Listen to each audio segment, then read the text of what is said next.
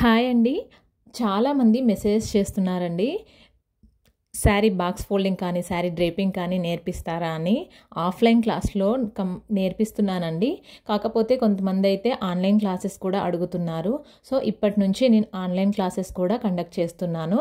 ఎవరికైనా ఇంట్రెస్ట్ ఉంటే పైనున్న వాట్సాప్ నెంబర్కి ఒక్కసారి మెసేజ్ చేయండి. నేను డీటెయిల్స్ అన్నీ సెండ్ చేస్తానండి.